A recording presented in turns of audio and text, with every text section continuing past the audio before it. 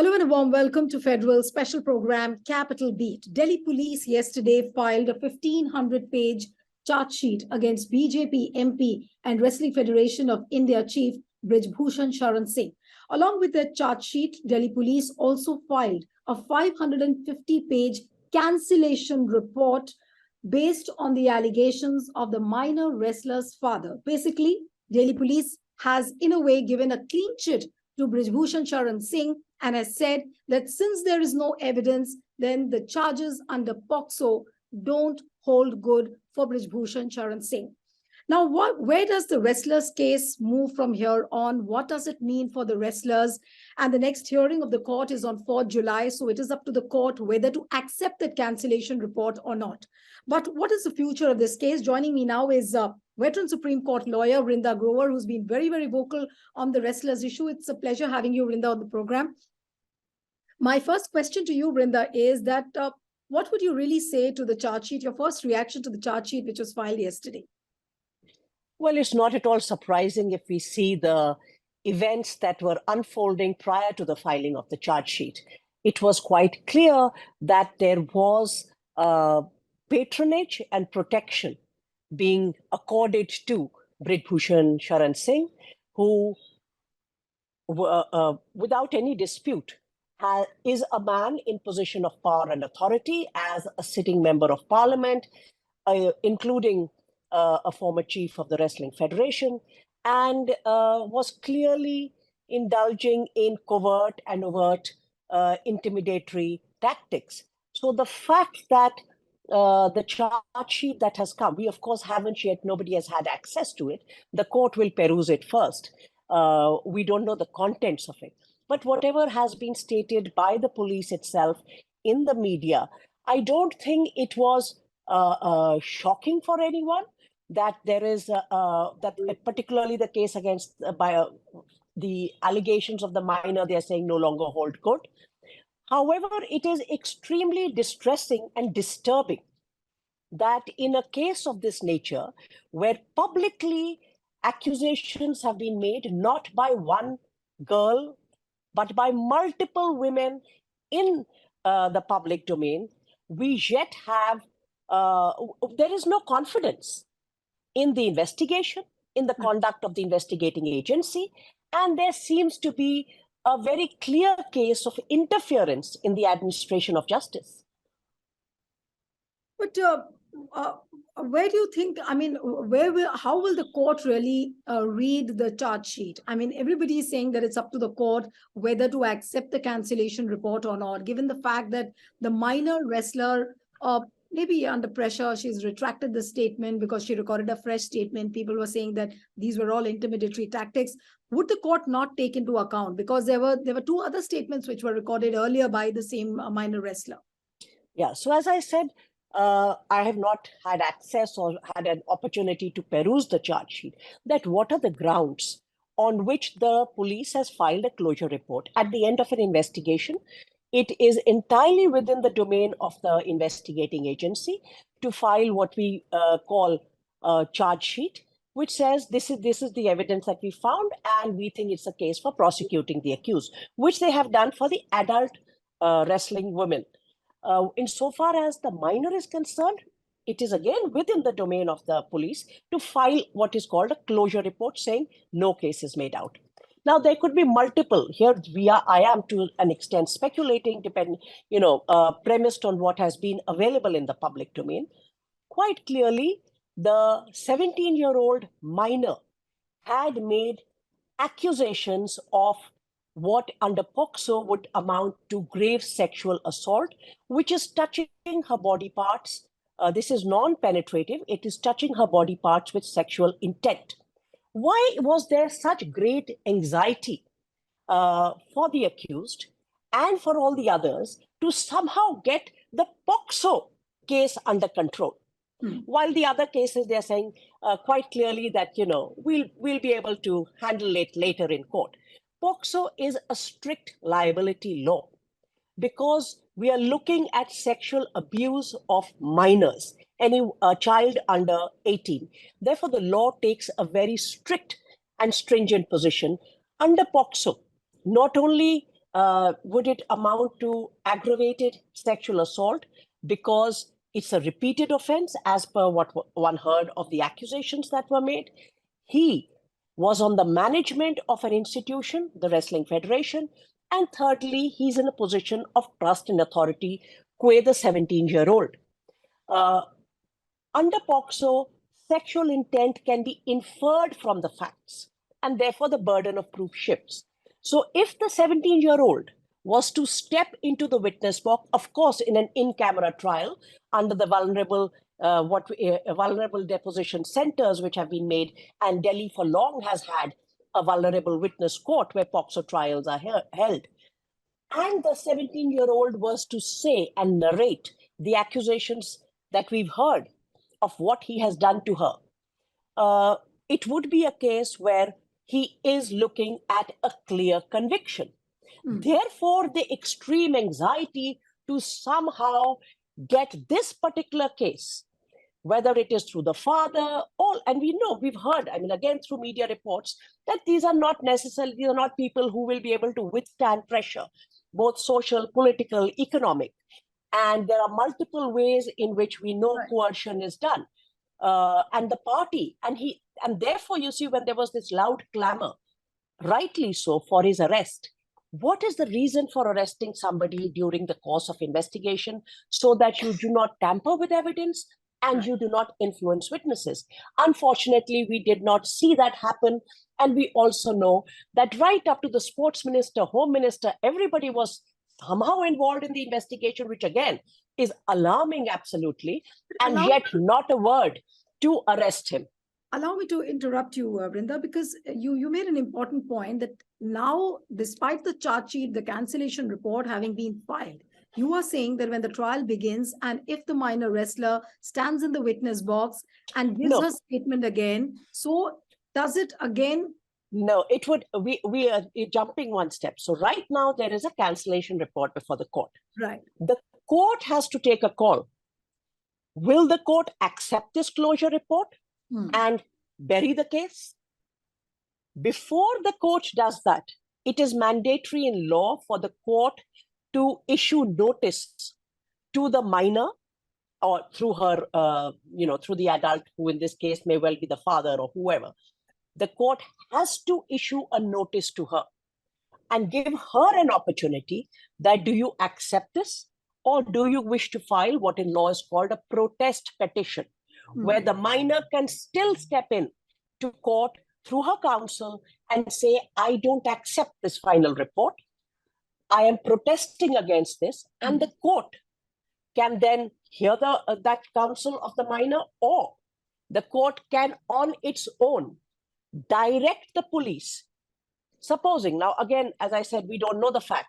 Supposing there are contradictory statements in the charge sheet relating to POCSO, the court, after perusing that, can say that she has said, on first in time, she has said certain things where there is a clear case of aggravated sexual assault.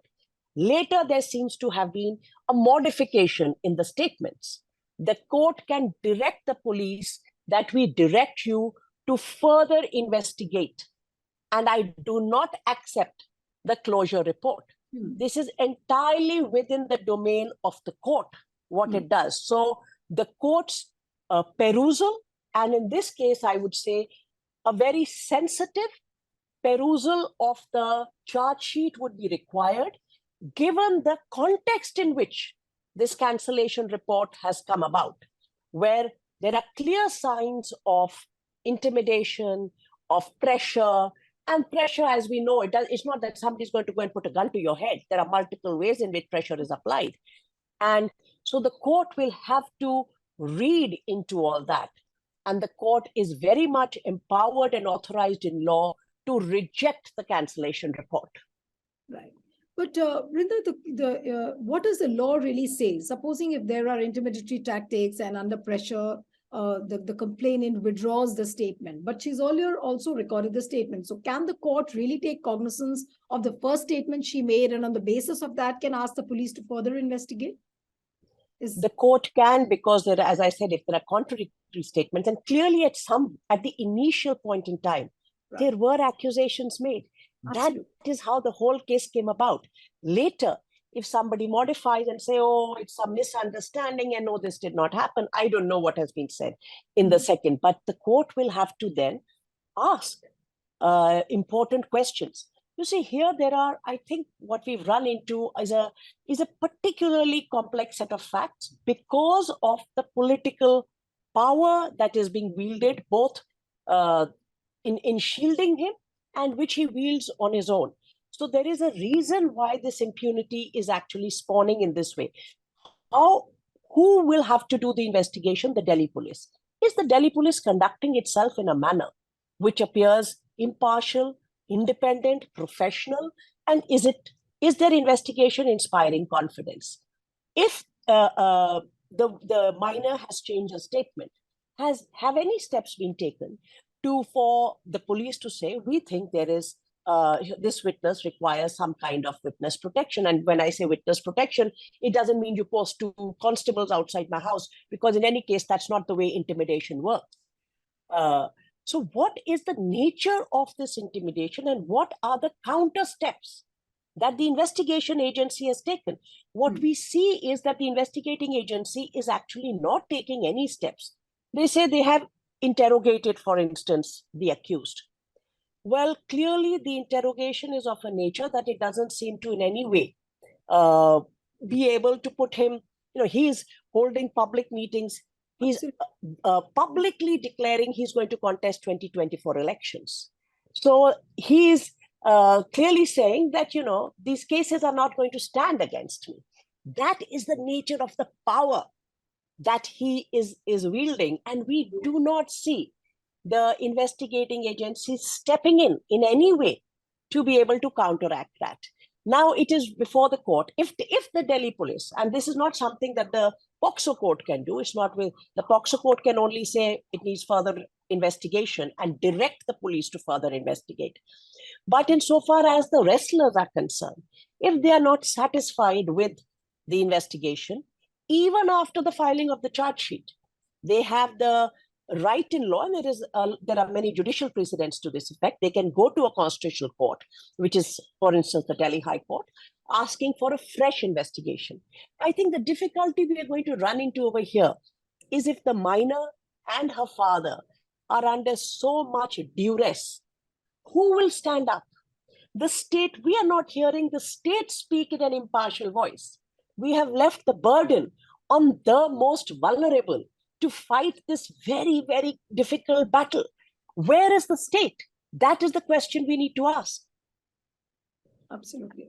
But I also want to ask you a few questions on the manner in which Delhi police was asking for evidence, that where is the proof, how did he touch you and all that, despite all the allegations which were made by the wrestlers. And then later on, Delhi police asking for the proof. Now, what does that show really? And would it not be right that Delhi police, right from the beginning, right from day one, has been trying to protect Brij Bhushan Singh, and the manner in which the charge sheet has been filed, maybe under duress, but that also looks like a complete hogwash?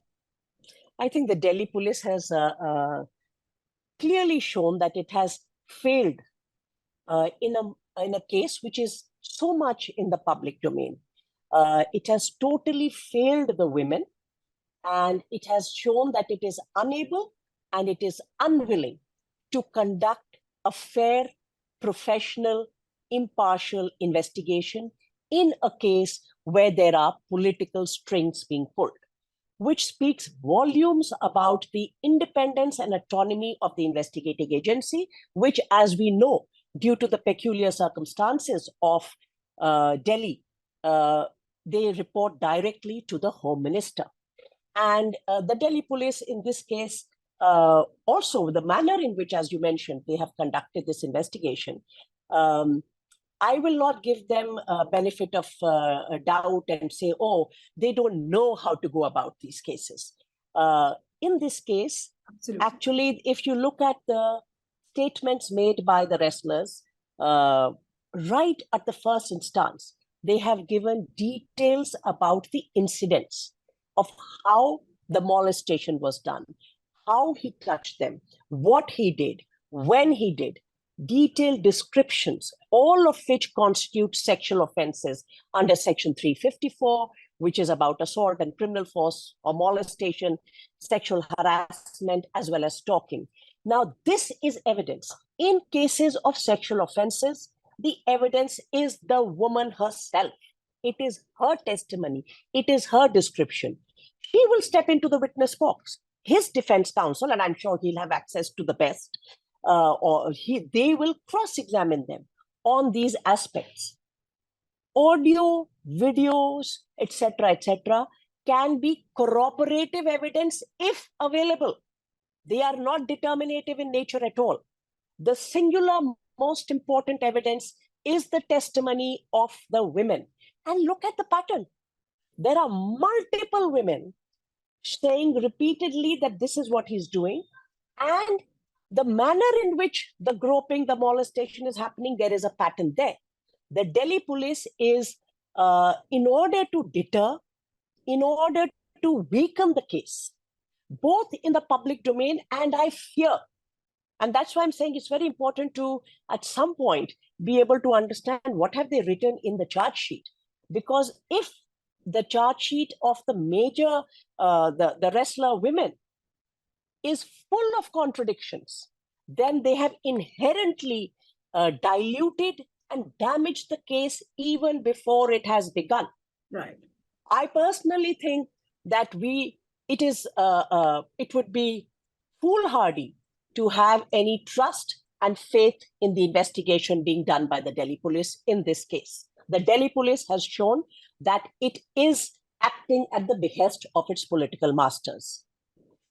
But Vrinda, if I may ask you, I mean, the manner in which the things have happened, whether it is the investigating agencies, whether it is the political reactions of our leaders, and even so to call the Prime Minister's complete silence on this, what does it really show? Does it show that now the central leadership and the investigating agencies, they are not even worried about the public anger because they think that they can repress the anger, they can do anything they want?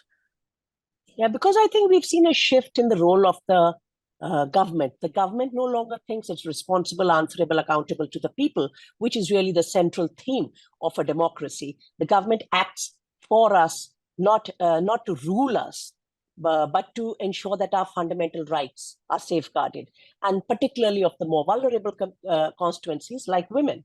So we actually see a very marked shift from 2013, where governments were being held accountable, laws were amended in order to create greater freedom for women and hold men who commit these kind of offenses to account. What we are seeing today is that if you are given protection and patronage, you will not face legal consequences. Yes, if you're just an ordinary person, then maybe if it serves political rhetoric, we can talk about rape, we can hang somebody, we can say we want laws changed and we want stricter punishment. But the central theme of our constitution is the government must act to protect fundamental rights and all are equal in the eyes of law. And we see that being dislodged. So do we expect a speedy justice? Can there be a speedy justice in the case of the wrestlers, given the fact that, I would be very wary of even venturing into speedy justice, because I think what the wrestlers and their counsels would be anxiously waiting to see, what does the charge sheet write? Does the charge sheet make out a case of repeated sexual offenses, of sexual predatory behavior by a man in position of authority? Or is that made out by the evidence collected and collated in the charge sheet? If that is not there, I think the wrestlers need to, through legal counsel, go to a constitutional court and ask for a special investigating team in this case. The matter can be, there have been instances where constitutional courts have stepped in and asked for the entire investigation to be redone. But during that period, if this man is not asked to step down from the positions he holds, today we've seen the minors case collapse. what will remain? And I think the significance of this case goes way beyond just these women wrestlers. It's a messaging to every woman in this country that the government and everyone within, who holds power, the present dispensation, when it chooses, it will protect sexual predators, and women's right to justice depends on the whims and fancies of the government. And One that is a very serious signaling. Yeah. One clarification which I needed, like the Delhi police has filed the charge sheet yesterday. So the court will peruse the charge sheet first, and then the copy of the charge sheet will be handed over to the wrestlers. The court will take cognizance of the charge sheet. Thereafter, the court will issue notice to the accused. And the accused will first be given a copy of the charge sheet. Okay. And because in law, it is the prosecutor, the public prosecutor in the court, who will, on behalf of the state, prosecute. This is not a case between the women wrestlers and Brij Bhushan Singh. It's a case between state versus Brij Bhushan Sharan Singh. Right. The state is the prosecutor of the case, but is the state acting in an independent, impartial manner? Can the state be trusted? Is it important for a special public prosecutor to be appointed? Of course, the complainants, who the women are, their counsels have increasingly over the years, we've seen the courts give greater role. But the prosecution, the cross-examination, the evidence, not the cross-examination, but the evidence will all have to be led by the prosecutor. Therefore, in a case where it appears, and there is good reason for us to say so, that the state is overtly or covertly protecting the accused or siding with the accused. What is it that we are looking for? Can the women wrestlers expect a fair trial? Speedy justice would be far. I would first want to know whether they will be represented well in the court of law. Absolutely. But what kind of a message does it really give, Vrinda? Like you've spoken at length about it, but here you had a set of empowered women who could open their, mouths and speak out. But here, in the country, there are so many women who cannot speak, who cannot approach the court, and here you have a set of empowered women who are being repressed in such a manner. What is it does have a chilling effect on the entire women folk of the country, but what is the Modi government trying to tell the women of the country at this point of time? I think it's quite clear. See, the empowerment that you may have of what you have achieved in your own life as wrestlers, which is an amazing distinction that they have. And I mean, they're of par excellence, but those are self-made achievements. When you want to shift power in society, the greatest authority source of power in society is the state. And if the state leans within with the accused, weighs in with the accused, or abandons its role, both in the court and outside the court, then the individual power or the individual empowerment will not work. Nobody has greater power than the state. And the state is clearly saying, we are not supporting you. We are going to play the farce of law is being played out. So when we hear the phrase, the law must take its own course, is this the course the law was meant to take? The formal farcical play out of an investigation, a charge sheet and trial, and then to say, well, the court has acquitted him. We are seeing this take place in multiple situations today. And therefore, the law is losing its legitimacy. We all know what the truth is. How ironical that courts are unable to recognize the truth. Everybody else in the country knows what the truth is. So it is really the state, the government has abandoned its central duty. And you are not seeing the state actually act in accordance with the Constitution. Why is it the state given such power? There is a reason why power and resources are vested in the state, not for its own, to protect others with impunity. So we are seeing a very, very serious fault line that has come into play, and the shift that is taking place. And therefore, I'm saying this is not only in the case of the women wrestlers. I think this is a very, very dangerous signaling across the country, both for men and women. For women, that you will be, there are instances and cases that are happening every day that we are reading in the newspaper. Why should anybody fear the law? Why should any man be deterred? What is the signaling to men? You have absolute impunity to commit sexual offenses, particularly if you are in our league. Absolutely. One last question, Vrinda, that 4th July is the hearing of the cancellation report, which has been filed. The court will take cognizance, or we do not know what the court will say. But what about that moot question of the wrestlers that Brij Bhushan Sharan should be arrested? It doesn't seem likely, at least for now. So I think there is a reason. So, okay, let's understand what is happening in law. There is a judgment of the Supreme Court, a recent judgment, called Satinder Singh Antil. In the Antil judgment, the Supreme Court has said that once a charge sheet is filed, you will not arrest the accused. There is a reason why this charge sheet has been filed just now, because hereinafter, your demand, your clamor, and rightly so, for arresting him will hold no weight in law. The Antil judgment, he will appear in a court when he's given notice by the, right now there is a cancellation report. So no notice has to be given on that to him. In the other charge sheet pertaining to the wrestling women, the wrestler women, in that he will be given notice. He will appear in court.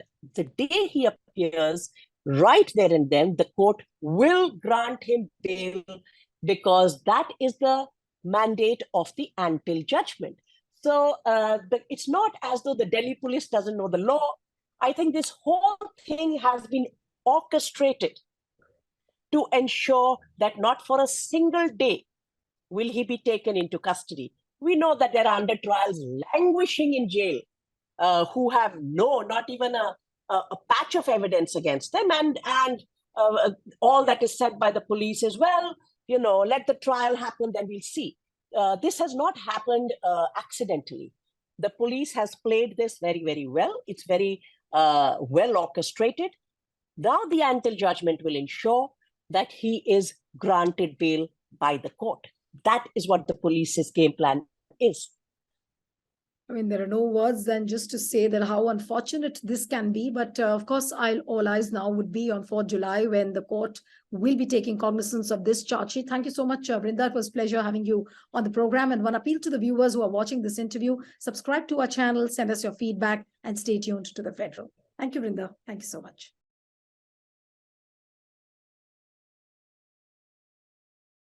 Subscribe to the Federal's YouTube page for more news and updates.